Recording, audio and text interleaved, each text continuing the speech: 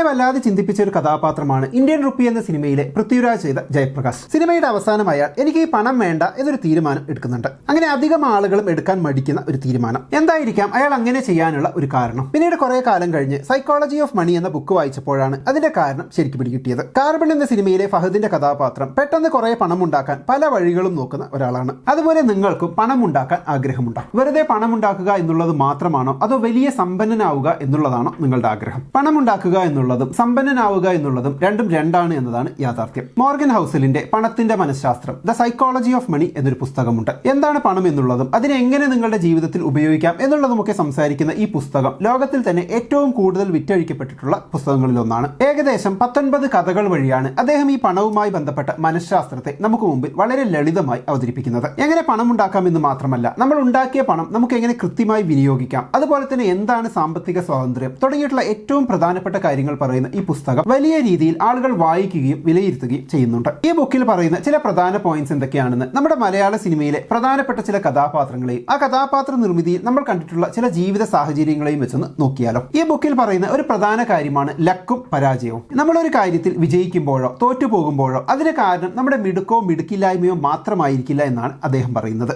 അതായത് നമുക്ക് കൺട്രോൾ ചെയ്യാൻ പറ്റാത്ത ചില സാഹചര്യങ്ങൾ കൂടി അതിനെ ബാധിക്കാറുണ്ട്. നല്ലത് നടക്കുമ്പോൾ അതിനെ ഭാഗ്യമെന്നും മോശം സംഭവിക്കുമ്പോൾ അതിനെ നിർഭാഗ്യം അല്ലെങ്കിൽ റിസ്ക് എന്നും പറയാം. അതുകൊണ്ട് ജയിക്കുമ്പോൾ അഹങ്കരിക്കുകയോ തോൽക്കുമ്പോൾ സ്വയം കുറ്റപ്പെടുത്തി വിഷമിക്കുകയോ ചെയ്യരുത്. ഇതിനുള്ള ഏറ്റവും മികച്ച ഉദാഹരണമാണ് മലയാളത്തിൽ ഇറങ്ങിയ പത്തേമാരി എന്ന സിനിമയും അതിലെ നാരായണൻ, മജീദ് എന്നീ 2 കഥാപാത്രങ്ങളും. സിനിമ തുടങ്ങുമ്പോൾ നമുക്കറിയാം വിദേശത്തേക്ക് ജോലിക്ക് പോകുന്ന നാരായണൻ അവിടെ വെച്ച് സാമ്പത്തികമായി യാതൊരു അടിത്തറയും ഇല്ലാത്ത, എങ്ങനെ പിടിച്ചു നിൽക്കണമെന്ന് പോലും അറിയാത്ത മജീദിനെ കണ്ടുമുട്ടുകയാണ്. തുടർന്ന് അപ്രതീക്ഷിതമായി നാരായണൻ തന്റെ കയ്യിലുള്ള ചെറിയൊരു തുക മജീദിന് നൽകി സഹായിക്കുന്നുമുണ്ട്. എന്നാൽ കഥ മാറി സിനിമ അവസാനിക്കാറാകുമ്പോൾ നമ്മൾ കാണുന്നത് തികച്ചും വ്യത്യസ്തമായ ചിത്രമാണ്. അത്രയും കാലം മരുഭൂമിയിൽ കഠിനാധ്വാനം ചെയ്തിട്ടും നാരായണൻ ഒരു സാധാരണക്കാരനായി തന്നെ തുടരുമ്പോൾ മജീദ് അതേ മരുഭൂമിയിൽ പണിയെടുത്ത് വലിയൊരു സമ്പന്നനായി മാറുകയും സ്വന്തമായി ബിസിനസ് സാമ്രാജ്യം കെട്ടിപ്പടുക്കുകയും ചെയ്യുന്നു. ഏകദേശം ഒരേ കാലഘട്ടത്തിൽ ഒരേ സാഹചര്യത്തിൽ ഒരേ സ്ഥലത്ത് ജോലി ചെയ്തിട്ടും നാരായണന്റെയും മജീദിന്റെയും ജീവിതം 2 വഴിക്കാകുമ്പോൾ അവിടെ മജീദാണ് സാമ്പത്തികമായി വിജയിച്ചത് എന്ന് നമുക്ക് കാണാം. ഇതിന് കാരണം നാരായണൻ കഷ്ടപ്പെടാഞ്ഞിട്ടാണോ എന്ന് ചോദിച്ചാൽ ഒരിക്കലുമല്ല. നാരായണൻ തന്റെ ജീവിതകാലം മുഴുവൻ ഹാർഡ് വർക്ക് ചെയ്യുക തന്നെയാണ് ചെയ്തത്. പക്ഷേ എന്നിട്ടും അവിടെ ഒരു പക്ഷേ ഭാഗ്യം എന്ന ഘടകമായിരിക്കാം മജീദിനെ തുണച്ചത്. ഒരേ സാഹചര്യത്തിൽ ഒരേപോലെ തൊഴിലെടുക്കുന്ന 2 വ്യക്തികളെ നമ്മൾ കാണുമ്പോൾ അതിൽ ഒരാൾക്ക് ഭാഗ്യത്തിന്റെ വാതിലുകൾ തുറക്കപ്പെടുകയും മറ്റൊരാളെ എപ്പോഴും നിർഭാഗ്യമെന്ന് വിളിക്കാവുന്ന സാഹചര്യങ്ങൾ പിന്തുടരുകയും ചെയ്യുന്നു. ഇതിന്റെ റിസൾട്ടായാണ് മജീദ് വലിയ സമ്പന്നനാകുന്നതും നാരായണൻ ആയുസ് മുഴുവൻ അധ്വാനിച്ചിട്ടും സാധാരണക്കാരനായി തന്നെ തുടരേണ്ടി വരുന്നതും. പണത്തിന്റെ മനഃശാസ്ത്രത്തിലെ ഈ ഒരു വലിയ യാഥാർത്ഥ്യമാണ് പത്തേമാരി എന്ന സിനിമയിലൂടെ നമ്മൾ കാണുന്നത്. രണ്ടാമത്തെ ഇമ്പോർട്ടന്റ് പോയിന്റ് ഒരിക്കലും മതിയാകാത്ത അവസ്ഥ അഥവാ നെവർ എനഫ് എന്നതാണ്.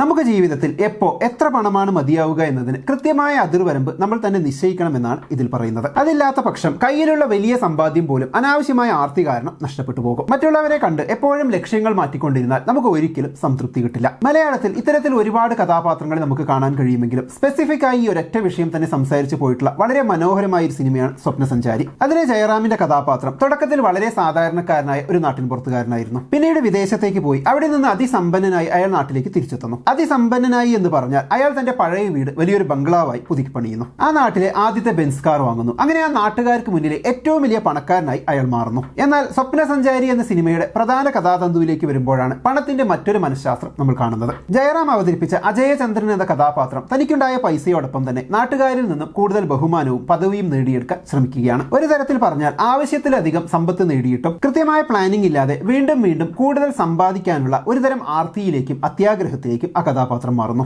അതിനുവേണ്ടി അയാൾ ജീവിതത്തിൽ വലിയ റിസ്കുകൾ എടുക്കാൻ തുടങ്ങുന്നു. തനിക്ക് യാതൊരു അറിവോ ബോധമോ ഇല്ലാത്ത ബിസിനസ്സുകളിൽ പണം നിക്ഷേപിക്കുന്നു. വൻതോതിൽ സ്ഥലങ്ങൾ വാങ്ങിക്കൂട്ടുന്നു. പലതരത്തിലുള്ള സാമ്പത്തിക ഇടപാടുകളിൽ ചെന്ന് ചാടുന്നു. ഒടുവിൽ സിനിമ അവസാനിക്കുമ്പോൾ നമ്മൾ കാണുന്നത് സമ്പാദിച്ചതെല്ലാം നഷ്ടപ്പെട്ട് സ്വന്തമായ ഒരു വീട് പോലും ഇല്ലാതെ വനപ്രദേശത്തുള്ള ഒരു ചെറിയ ഷെഡിൽ അഭയം തേടേണ്ടി വരുന്ന ജയറാമിന്റെ കഥാപാത്രത്തെയാണ്. ഇതിൽ നിന്നും വ്യക്തമാകുന്ന ഒരു കാര്യമുണ്ട്. സമ്പത്ത് നേടുക എന്നുള്ളത് മാത്രമല്ല പ്രധാനം, മറിച്ച് എനിക്ക് ഇത്രയും മതി എന്ന് എവിടെ വെച്ചാണ് നമ്മൾ അവസാനിപ്പിക്കേണ്ടത് എന്ന് തിരിച്ചറിയുക കൂടി ചെയ്യുമ്പോഴാണ് അയാൾ സാമ്പത്തികമായി വിജയിക്കുന്നത്. ആ ബോധ്യമില്ലെങ്കിൽ എത്ര വലിയ സമ്പന്നനും ഒരു നിമിഷം കൊണ്ട് തകർന്നു പോകാം എന്ന വലിയൊരു പാഠമാണ് ഈ സിനിമ നമുക്ക് തരുന്നത്. ഇന്ത്യൻ റുപ്പിയിലെ പൃഥ്വിരാജ് ചെയ്ത ജയപ്രകാശ് ഇത്തരത്തിൽ എനിക്ക് ഇത്ര മതി എന്ന് മനസ്സിലാക്കി അതിൽ സംതൃപ്തനാകുന്ന ഒരു കഥാപാത്രമാണ്. ഈ വീഡിയോ വരുമാനത്തെക്കുറിച്ചും സമ്പത്തിനെ കുറിച്ചും ആയതുകൊണ്ട് തന്നെ അടുത്ത പോയിന്റിലേക്ക് പോകുന്നതിന് മുമ്പ് നിങ്ങൾക്ക് യൂസ്ഫുൾ ആയിട്ടുള്ള ഒരു കാര്യം ഷെയർ ചെയ്യാം. നമ്മൾ വരുമാനത്തിന്റെ കാര്യത്തിൽ ഒരു സോഴ്സിനെ മാത്രം ആശ്രയിക്കരുത് എന്ന് പറയുന്നത് ഇൻവെസ്റ്റ്മെന്റിന്റെ കാര്യത്തിൽ ബാധകമാണ്. നമ്മുടെ സമ്പത്ത് സ്മാർട്ടായി വർദ്ധിപ്പിക്കുന്നതിന് വ്യത്യസ്ത അസറ്റ് ക്ലാസുകൾ അറിഞ്ഞിരിക്കേണ്ടതുണ്ട്. അങ്ങനെ പലരും വേണ്ടത്ര എക്സ്പ്ലോർ ചെയ്യാത്ത ഒരു കാറ്റഗറിയാണ് ബോണ്ട് മാർക്കറ്റ്.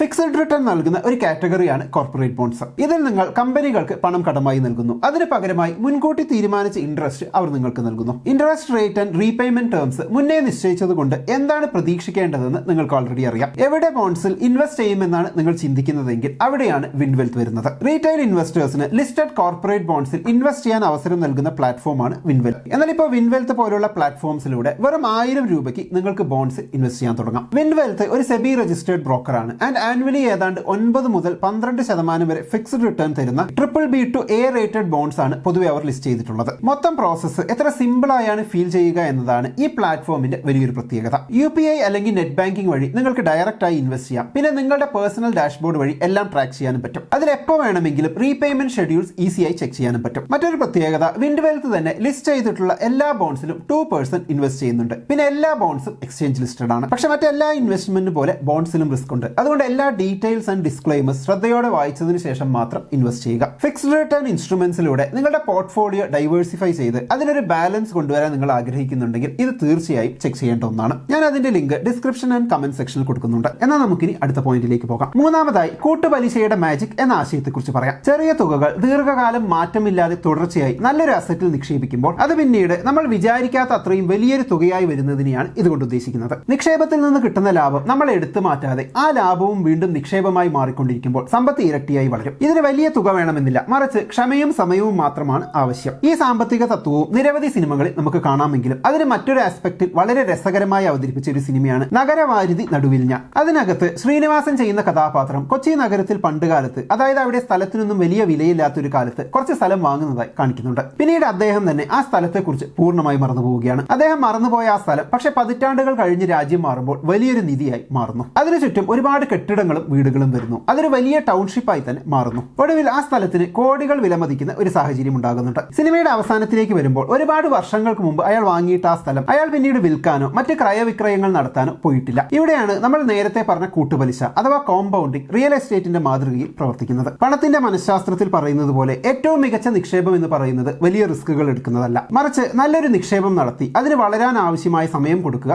എന്നതാണ്. പതിറ്റാണ്ടുകളോളം ആ സ്ഥലം അവിടെ കിടന്നതുകൊണ്ട് മാത്രം അതിന്റെ മൂല്യം പല മടങ്ങായി വർദ്ധിച്ചു. കൂട്ടുപലിശയുടെ ഈ മാന്ത്രികതയെ മലയാള സിനിമയിൽ വളരെ രസകരമായി ചിത്രീകരിച്ചിട്ടുള്ള ഒരു മികച്ച ഉദാഹരണമാണ് ഈ ചിത്രം. നാലാമതായി, ധനികനാകുന്നതും ധനികനായി തുടരുന്നതും രണ്ട് വ്യത്യസ്ത കാര്യങ്ങളാണെന്ന് തിരിച്ചറിയണം. പണം ഉണ്ടാക്കാൻ റിസ്ക് എടുക്കാനുള്ള ധൈര്യവും നല്ല ചിന്താഗതിയും വേണം. എന്നാൽ ആ പണം നിലനിർത്താൻ ഭയവും കയ്യിലുള്ളത് നഷ്ടപ്പെടുമോ എന്ന വിനയവും അത്യാവശ്യമാണ്. പണം ഉണ്ടാക്കുന്നതിനേക്കാൾ വലിയ കലയാണ് അത് കൈവിട്ടു പോകാതെ കാത്തു സൂക്ഷിക്കുക എന്നത്. റിയൽ ലൈഫിൽ മുകേഷ് അംബാനിയും അനിൽ അംബാനിയും ഇതിന് നല്ല ഉദാഹരണമാണ്. ഇനി സിനിമയിലേക്ക് വന്നാൽ രണ്ട് വ്യത്യസ്ത സിനിമകളിലെ സൂപ്പർ സ്റ്റാർ കഥാപാത്രങ്ങളെ താരതമ്യം ചെയ്ത് വളരെ എളുപ്പത്തിൽ ഇത് മനസ്സിലാക്കാം. അതിൽ ഒന്നാമത്തെ കഥാപാത്രം മോഹൻകുമാർ ഫാൻസ് എന്ന സിനിമയിൽ സിദ്ദീഖ് അവതരിപ്പിച്ച മോഹൻകുമാർ ആണ്. പണ്ട് കാലത്ത് കുറച്ചധികം സിനിമകളിൽ അഭിനയിച്ച് നല്ല രീതിയിൽ പണം സമ്പാദിച്ച ഒരു മുൻകാല നായകൻ. പിന്നീട് മോഹൻലാലിന്റെയും മമ്മൂട്ടിയുടെയും ഒക്കെ വരവോടുകൂടി സിനിമകൾ നഷ്ടപ്പെട്ട് മറ്റ് നടന്മാരെ പോലെ ഇദ്ദേഹവും ഫീൽഡ് ഔട്ടായി മാറുന്നുണ്ട്. അതിനുശേഷം സിനിമകളോ കൃത്യമായ സാമ്പത്തിക വരുമാനമോ ഇല്ലാതിരുന്നിട്ടും വളരെ മാന്യവും ഭദ്രവുമായ ഒരു ജീവിതം നയിക്കാൻ അദ്ദേഹത്തിന് സാധിക്കുന്നുണ്ട്. അതിന്റെ കാരണം സിനിമയിൽ തന്നെ ആ കഥാപാത്രം വ്യക്തമാക്കുന്നുണ്ട്. തനിക്ക് സിനിമയിൽ നിന്നും കിട്ടിയ പണമൊന്നും അദ്ദേഹം ചെലവഴിച്ച് തീർത്തില്ല, മറിച്ച് അത് കൃത്യമായ ചില സ്ഥലങ്ങളിൽ നിക്ഷേപിക്കുകയും കൃത്യമായ പ്ലാനിങ്ങോടെ വിനിയോഗിക്കുകയും ചെയ്തു. അതുകൊണ്ടാണ് സിനിമയില്ലാത്ത കാലത്തും ഒരു ബുദ്ധിമുട്ടുമില്ലാതെ ജീവിച്ചു പോകാൻ അദ്ദേഹത്തിന് കഴിയുന്നത്. ഇനി രണ്ടാമത്തെ സൂപ്പർ സ്റ്റാർ കഥാപാത്രത്തിലേക്ക് വന്നാൽ അത് പത്മശ്രീ ഡോക്ടർ സരോജ് കുമാർ എന്ന സിനിമയിൽ ശ്രീനിവാസൻ അവതരിപ്പിച്ച സരോജ് കുമാർ ആണ്. വർഷങ്ങളോളം ഇൻഡസ്ട്രിയിലെ മുൻനിര സൂപ്പർ സ്റ്റാറായി തിളങ്ങി നിൽക്കുകയും കോടികൾ സമ്പാദിക്കുകയും ചെയ്ത ഒരു വ്യക്തി. എന്നാൽ പപ്പട കമ്പനി പോലെയുള്ള തനിക്ക് യാതൊരു അറിവുമില്ലാത്ത ബിസിനസ്സുകളുടെയും സിനിമകളുടെയും പുറകെ പോയി ആ സമ്പാദ്യമെല്ലാം നശിപ്പിച്ച് കളയുന്ന ഒരു കഥാപാത്രമായി അദ്ദേഹം മാറുന്നുണ്ട്.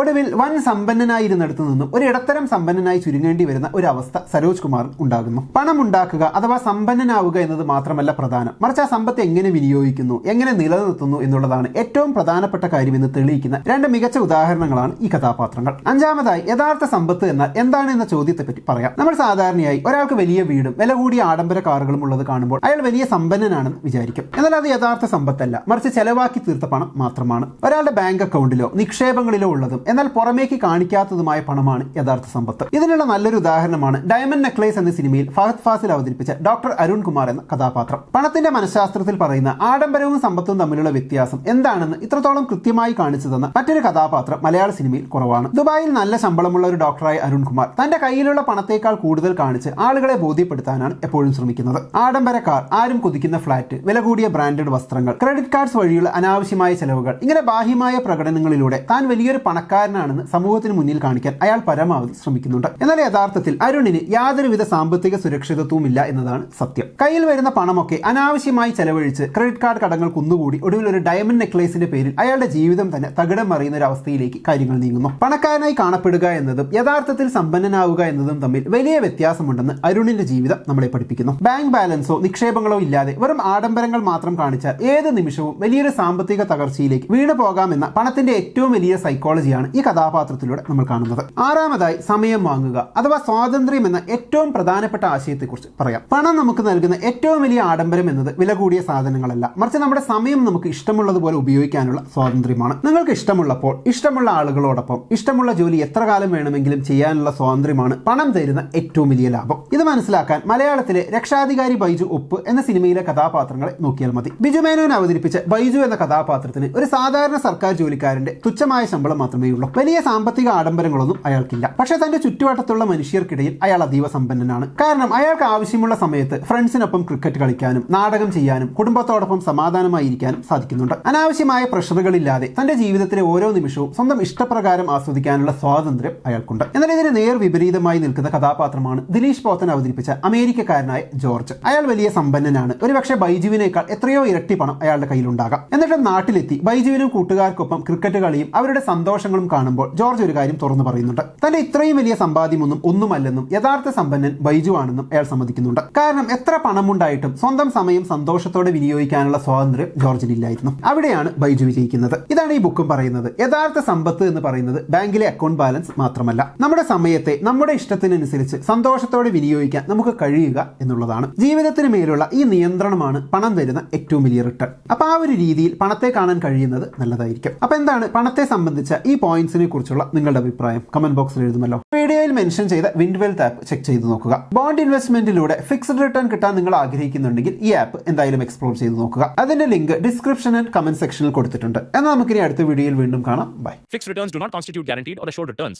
Investments in corporate debt securities, municipal debt securities, and securitized debt instruments are subject to credit risks, market risks, and default risks, including delay and/or default in payment. Read all the offer-related documents carefully.